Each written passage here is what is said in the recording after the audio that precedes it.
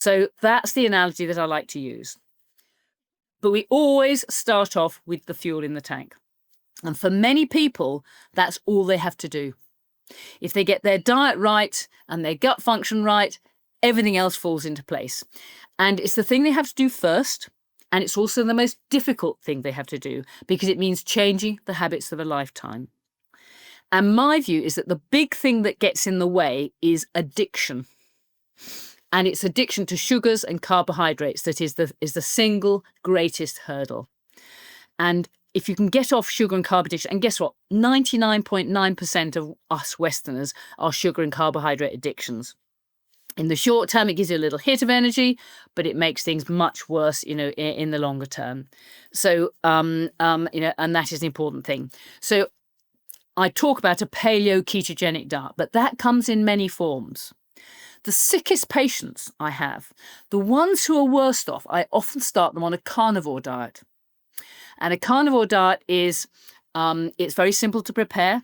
There's no question about the rules. If it comes from an animal, if it's meat, fish, eggs, or butter, butter is a great carnivore food, then, those are the rules. They're very simple rules. It's very satisfying, but it's also very low toxic diet. People forget, if you look at life from the point of view of a plant, it doesn't want to be eaten. Now, you and I don't want to be eaten either, but we can run away. Plants can't do that. So to make themselves,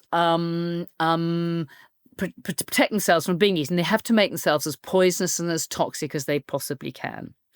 And that also, they have to be poisonous and toxic against bacteria and yeast and viruses as well. So all plant material is intrinsically toxic. Now, thankfully, we have a great liver system, a detox system that can cope with many of those toxins. But for many people, and we're all poisoned, that could be a subject we could talk all day about poisoning others.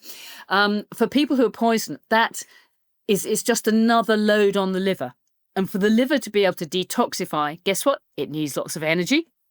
It needs lots of raw materials, and these people are often deficient.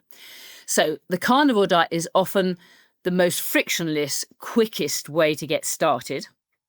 Some people can't face that prospect early on, but I often find that the prospect of doing it is actually much worse than the actuality. As I say to all my patients, just do it.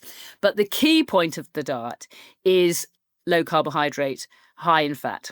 We should be fueling our body with fat for energy. And the reason for that is the preferred fuel of mitochondria. Now, as I say, mitochondria are the engines of our car. So, I've got the old truck out there that runs on diesel. She will go on petrol a bit, but she doesn't like it. She goes much better on diesel. And it's exactly the same with us humans. We can go on sugars and carbs. We can get a lot done on that, but it's very damaging to the engine. Because when you burn sugars and carbs in mitochondria, you produce a lot of free radicals. You produce a lot of exhaust fumes. And those exhaust fumes are very damaging. Whereas if we run on fat and ketones are the most desirable fuel. They can pass through mitochondria in a very frictionless way. They produce minimal free radicals. They have minimal damage to mitochondria, to the engines of our body, and therefore they are the desirable fuel.